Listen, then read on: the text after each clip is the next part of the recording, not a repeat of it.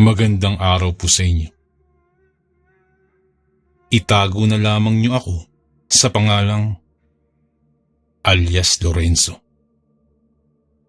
Bumibisita po ako paminsan-minsan sa inyong channel at nakakatuwa dahil may mga totoong karanasan na ibinabahagi na nag-udyok na rin sa aking magbahagi ng sarili kong karanasan. At ang karanasan kong ito ay walang ibang pinatutungkulan kung hindi ang mutya ng ngipin ng kidlat. Bago ko po simulan ang pagbabahagi, nais ko po munang ipaalam na gagamitin ko na lamang din ng alias ang mga taong kasangkot sa kwentong ito. At hindi ko na rin masyadong babanggitin ang eksaktong lugar. Sa islang kinalakan ko, isa ito sa mga naapektuhang lugar noong hinagupit ng Bagyong Yolanda ang bansa. Matinding takot ang naranasan namin sa panahong yun. Dahil hindi lamang malakas na hangin, kung hindi, walang tigil na pag-ulan. Hindi lamang pagbaha, hindi lamang nakabibinging dagundong ng kulog ang gumagambala, kung hindi pati na ang nakakakilabot na kidlat. Subalit sa kabila ng lahat ng ito, hindi namin inaasahan ng aking ama na si Tatay Diego na makakapulot kami ng isang mutyang nagligtas sa amin ng makailang beses mula sa panganib. Ang mutya ng ngipin ng kidlat. Nang matapos na ang bagyo, katulad ng karamihan, nagsipaglabasan at nagsipaggalaan na sa paligid. Nagbabaka sakaling may mapulot pang kung ano at maisalba na mapapakinabangan. Habang tumitingin kami ni Tatay sa paligid, hindi inaasahang mapako ang paningin ko sa kaputol ng puno na tinamaan ng kidlat. May kung anong bato na hugis ngipin, kasing nakataob sa ibabaw ng katawan ng punong kaputol. Medyo bago sa paningin ko kaya naman nilapitan ko ito at tiningnan. Hindi ko alam kung ano yun. At nang mapansin ni Tatay ang hawak-hawak na yun, ganun na lamang ang labis niyang pagkatuwa. Agad niya pa itong kinuha sa akin at nagmamadaling umuwi. Nagtataka naman akong sumunod. Pagdating sa bahay, agad kong tinanong si Tatay kung anong meron. Ngunit tuwang-tuwa siya sa batong napulot ko. Sinitapan niya ako dahil hindi raw makatarungang tawaging bato lamang ang napulot ko, sapagkat ayon sa kanya, nagtataglay ito ng pambihirang kakayahan na magliligtas sa amin. Balang araw, dagdag pa niya, iyon daw ay mutya ng ngipin ng kidlat. Medyo nawiwirduhan ako sa sinabing yun ni Tatay, lalo na sa sinabi niyang pangil ng kidlat. Napapaisip pa ako kung may pangil nga ba ang kidlat. Ngunit para sa akin, walang iba kung hindi bato lamang iyon. Lumipas ang panahon. Eksaktong 3 taon ang lumipas. Nauso ang bali-balitang tungkol sa mga aswang. Noon pa man, noong nabubuhay pa ang Lolo Eugenio, nakakarinig na ako ng usapan tungkol sa aswang. Naikwento pa nga sa akin ni Lolo ang mga engkwentro niya sa mga nilalang na ito. Akala ko yung mga tao lamang itong may sayad sa utak. Ngunit nang makasalubong namin ni tatay, ang isang kauri nila, halos manlambot pa ako sa takot. Bilang isang probinsyano, at walang ibang alam kung hindi ang pagtatanim at paglalako ng mga bungang kahoy, at ang lugar namin na masyadong pinagkaitan ng mundo pagdating sa transportasyon. Madalas talaga kaming ginagabi sa daan, lalo na kapag naghahatid kami ng ani sa lungsod. Naglalakad lamang kami ni tatay para na rin makatipid at makaipon ng kaunti. Si tatay rin kasi, bibihira akong gumastos. May pagkamakunat. Pasado 9:00 na yun ng gabi, nang abuti na kami ng dilim sa daan habang papauwi. Galing kami sa lungsod dahil sa bintahang naganap. Sa kabutihang palad, ay naubos naman ang paninda namin. Tahimik lamang kaming naglalakad sa mahabang daan na magkabilaan ang naghahaba ang damong ligaw. At ganun din ang mga puno. Sari-saring mga puno. Wala kaming ibang ilaw ng gabing yun, kung hindi ang liwanag ng mabilog na mapulang buwan na kung tawagin ni tatay ay takdol.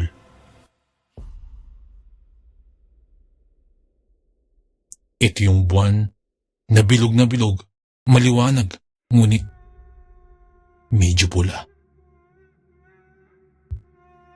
Sa pagpapatuloy ng paglalakad namin, may napansin na ako sa kalagitnaan. Hindi naman ako yung tipong mapagduda, pero nung sandaling yun, ay bigla akong nabuhayan ng pagdududa. Lalo na nang mapansin ng taong nakaupo sa mismong punong dinadaanan namin.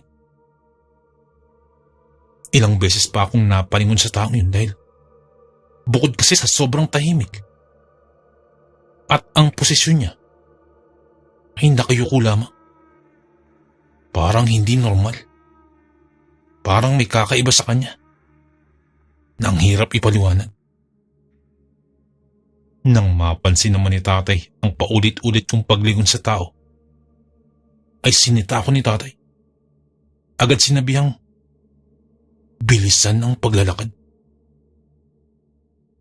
Nang walang tanong-tanong na, binilisan ko na rin ang paglalakad. Ngunit nang makarating sa unahan, sabay kaming napahinto ni tatay nang makita ang puno at ang taong nakaupo sa lilim nito. Sa madaling salita, bumalik kami sa dinaanan namin nang hindi namin namamalayan.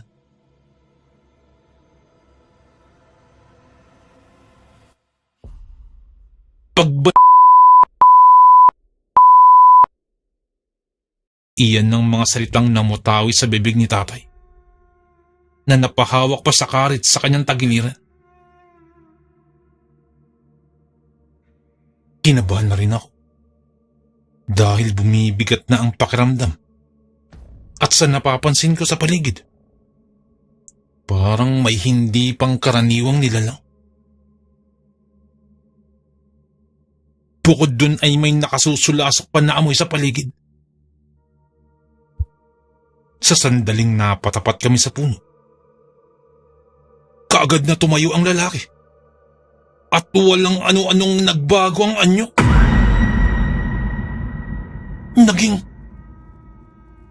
Naging isang aswang. Agad na itong dinambahan si tatay.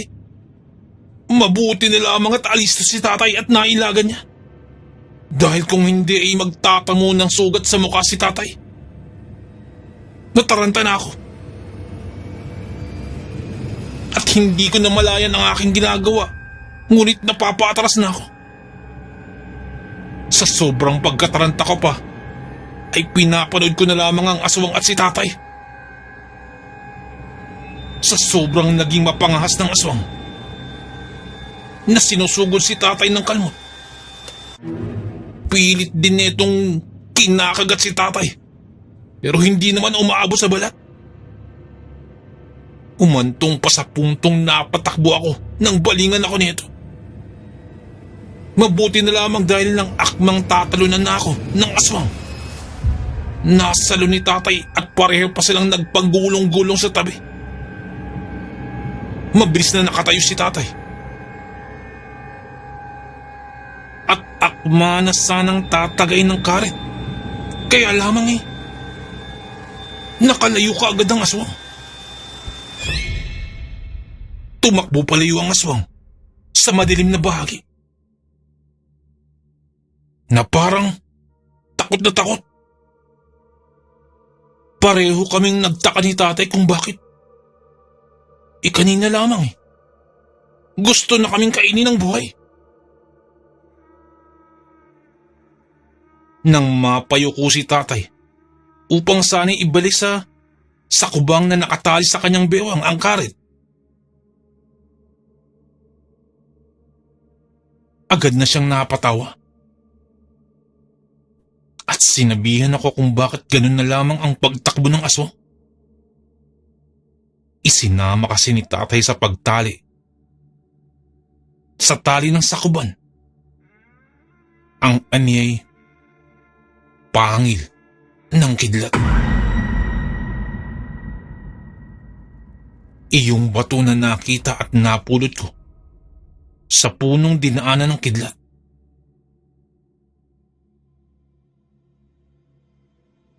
Nagmamadali na kaming umuwi pagkatapos nun.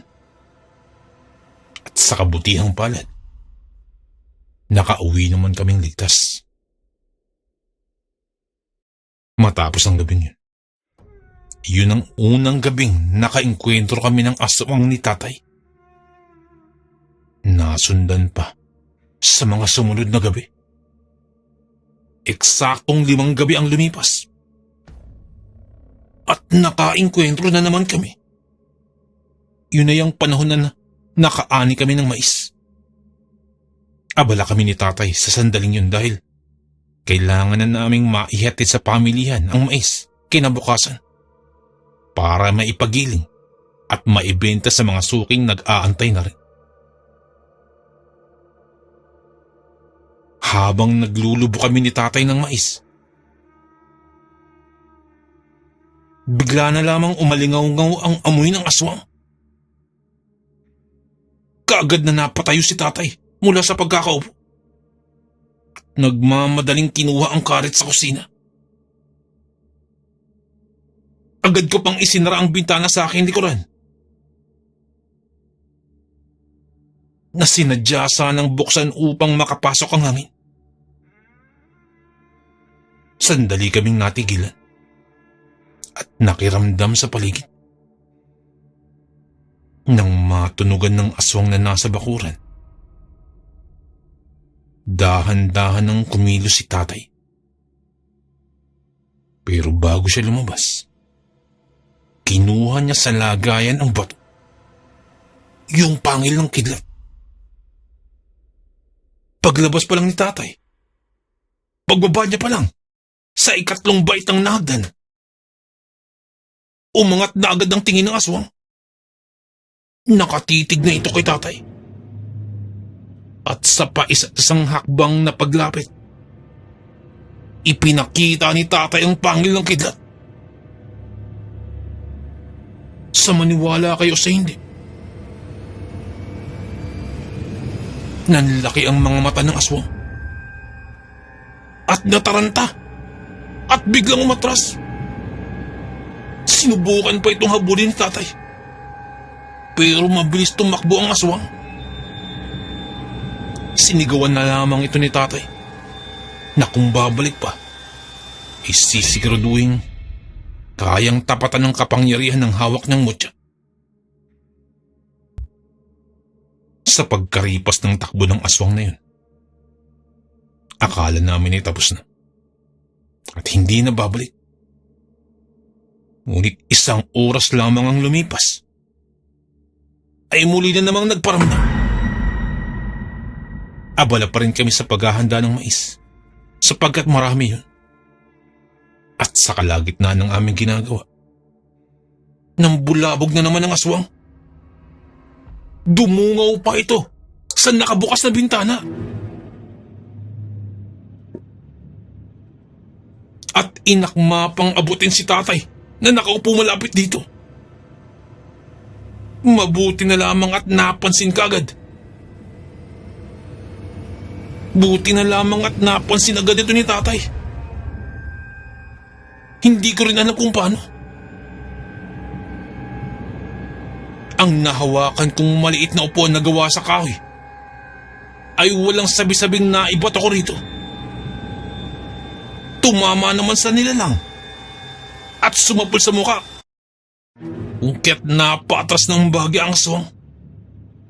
Pero hindi ibig sabihin na ititigil na ito. Sa halip ay umakyat pa ito at nagpumilit pang pumasok.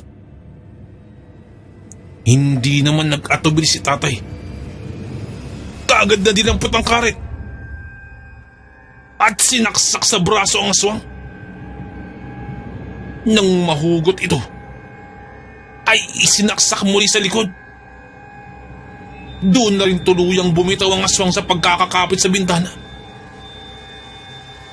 Dali-daling dinukot ni tatay ang pangil ng kidlat sa kanyang bulsa at galit na lumabas.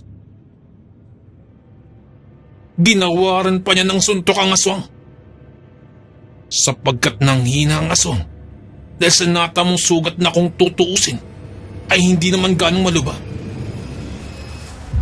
Ngunit siguro napuruhan ito sa ilang parte kaya nanghina agad. Bukod pa rin, baka kasama ito sa epekto ng mutya.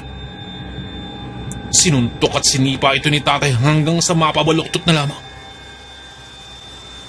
Kinausap pa ito ni tatay. Sinubukang tanungin ang pangalan dahil sa isip ni tatay, baka taga rito lamang ang aswang na ito. May kapitbahay din kasi kaming kahinahinala. Nang walang makuhang sagot si tatay mula sa aswang, idiniin na niya ang pangil ng kidlat sa mismong pisingin nito. Natulala pa ako sa nangyari dahil ang inaakala kong bato lamang ay parang nagbabagang apoy na napapaso ang balat ng aswang. Bahagya pa itong umuusok at nangisay ang katawan ng aswang. Binitiwan din agad ni tatay ang aswang dahil nangihina na ng husto ang pangangatawan nito. Paglayo ni tatay ay humandusay agad ito at nahirapan nang kumilos. Ngunit sa kabila nun ay hindi na rin doon sinaktan pa ni tatay. Tiningnan na lamang habang naghihirap na gumapang palayo. Tinanong ko si tatay kung bakit hindi na niya tinuluyan ang aswang. Ayon kay tatay, bagamat isa siyang aswang, ay tao pa rin yan. At hindi niya maiwasang makaramdam ng awa. Kinabukasan pa niyan, muli na naman kaming nakasalubong ng aswang sa paglakbay pa uwi. Tinanghali kasi kami sa pagpunta sa pamilihan, kung kaya't nahuli kami sa pila hanggang sa inabot ng gabi. Kalmado lamang kaming naglalakad sa daan.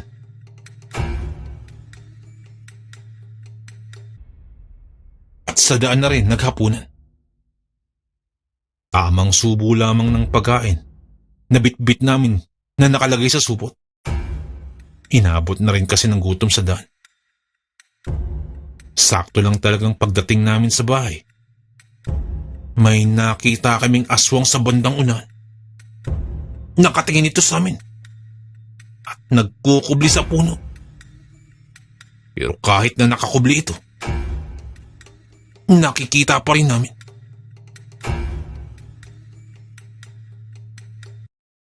Pinauna ako ni tatay sa loob. Pumasok naman ako agad. Tiningnan ko na lamang sila mula sa bintana. Hinugot ni tatay ang karet sa kanyang tagiliran at inilabas na rin ang pangil ng kidlat na nakalagay sa kanyang bulsa. Tinawag ni tatay ang aswang na nung una ay naglalakas loob pa. Lumapit pero nang ibalandra ang pangil ng kidlat, ay tarantang umatras ito. Akala ko pa nga ay katulad ito sa mga aswang na nauna naming nakaengkwentro, na agad na nagsialis pagkakita sa pangil ng kidlat. Subalit ang aswang na ito ay nagkubli lamang ulit sa puno at nag-antay ng tiyempong makalapit. Nang makatiyempo nga ito, agad itong sumunggab. Pero hindi naman naapuruhan si tatay sapagkat naiharang niya kagad ang pangil ng kidlat. Tinalian agad ito ni tatay at agad ikinuwintas sa aswang. Nagpupumiglas pa ito at nagmamakaawang bitawan. Nang mabitawan ni tatay, dumiretso ito sa kabilang bahay na nasa unahan lamang din. Nagtaka kami dahil dire-diretso lamang ang pagpasok sa bahay. Sinundan ito ni tatay at ang nakita at naabutan sa loob ay walang iba kung hindi ang may-ari ng bahay. Ang kapitbahay namin na si Mang Kanor, na noon pa man ay pinaghihinalaan na sa lugar namin. Nung unay hindi kami naniniwala na aswang siya dahil wala namang kaming patunay. Pero sa sandaling yun, napaniwala kami ng husto. Ang dahilan pa ni Mang Kanor, sinubukan niya lamang daw kami. Tiningnan kung talagang may pananggang hawak laban sa kagaya niyang aswang. Naaamoy raw kasi niya. At upang makasiguro, sinubukan niya kami ni tatay. Doon na nagalit si tatay at pinaulanan ng masasakit na salita ang matanda. Kulang na lamang ay ipalunok ni tatay ang pangil ng kidlat dito. Pero nagpigil pa rin si tatay dahil sa may iniindang presyon ng dugo. Kalaunan ay pinatawad na lamang ni tatay si Mang Kanor. Ngunit pinagbantaan na kapag uulitin pa, ay amin na talagang tutuluyan. Iyon na rin ang huling pangyayari na nakaengkwentro kami ng aswang. Pinaghahati kasi ni Tatay Diego ang pangil ng kidlat at pinagawang kwintas sa akin, sa kanya, at ang isa'y isinabit sa bahay. Magmula nun, hindi na kami nalapitan pa ng aswang. Pero nakakarinig pa rin kami ng bali-balita sa lugar namin. Magmula rin nun, napamahal na ako at iningatan ko na ang pangil ng kidlat na yun, na nung unay akala ko'y bato lamang. Iyon pala ay isang makapangyarihang bagay na magliligtas sa aming buhay laban sa banta ng mga aswang at iba pang elemento.